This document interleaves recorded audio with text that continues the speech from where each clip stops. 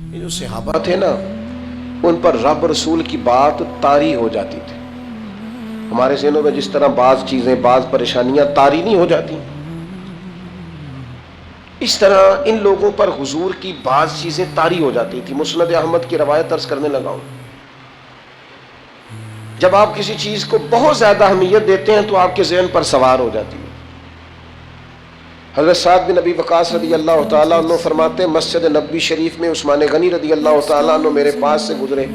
میں نے انہیں السلام علیکم کہا. انہوں نے میرے طرف چہرہ اٹھا کر دیکھا بھی اور میرے سلام کا جواب ہی نہیں دیا. میں سیدھا امیر المومنین حضرت عمر فاروق کی خدمت میں گیا. میں نے کہا حضور کو رواج بدل گیا ہے. جناب کیا ہوا؟ کہا عثمان کو سلام کی ہے، مجھے دیکھا بھی ہے، جواب ہی نہیں دیا. حضرت عثمان غنی کی خدمت میں پیغام پہنچا، وہ تشریف لائے. حضرت عمر فاروق رضی اللہ تعالیٰ عنہ کہنے لگے سعد کیا کہہ رہے ہیں؟ آپ نے سلام کا جواب ہی نہیں دیا. فرمانے لگے نہیں، ایسا تو کچھ نہیں ہوا.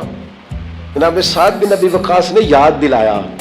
کہا آپ کو یاد نہیں؟ آپ گزر رہے تھے میرے سامنے، سر میں نے السلام علیکم کہا تو آپ نے میری طرف دیکھا بھی، لیکن آپ نے میرے سلام کا جواب ہی نہیں دیا اور گزر گئے. تو حضرت عثمان غنی کو یاد آ گیا، اور جب یاد آیا تو کہنے لگے سعد میں اللہ سے بھی معافی مانگتا ہوں، میں رجوع کرتا ہوں اپنے رب کی بارگاہ میں، توبہ کرتا ہوں. لیکن فرمانے لگے اصل بات یہ ہے کہ جب آپ میرے پاس سے گزرے تھے تو میرے ذہن میں حضور کا فرمان چل رہا تھا، اور فرمایا میں نبی پاک کے اس فرمان کو سوچ رہا تھا جو سرکار نے ایک دفعہ مجھ سے کہا تھا.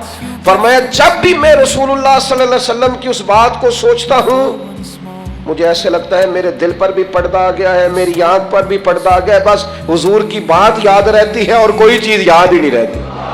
بس حضور کی بات نظر آتی ہے اور کچھ نظر نہیں آتا. ہر چیز پر پردہ محسوس ہوتا ہے. پوری طرح طاری ہوتی تھی چیزیں. او دوستو، ہمارے ساتھ بھی ایسا ہوتا ہے. کئی دفعہ بندہ پاس سے گزر جاتا ہے، ہمیں یاد ہی نہیں رہتا، توجہ ہی نہیں ہوتی، کیوں کہ دماغ پر کوئی اور چیز سوار ہوتی ہے، چیزیں طاری ہوتی ہیں.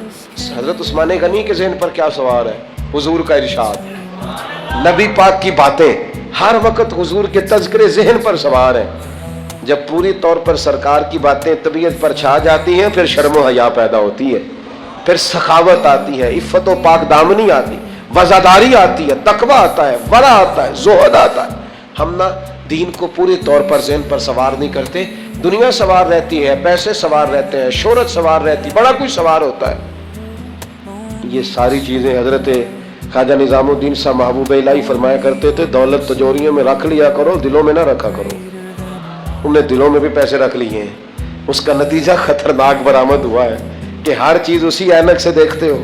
یہ انداز ٹھیک نہیں ہے.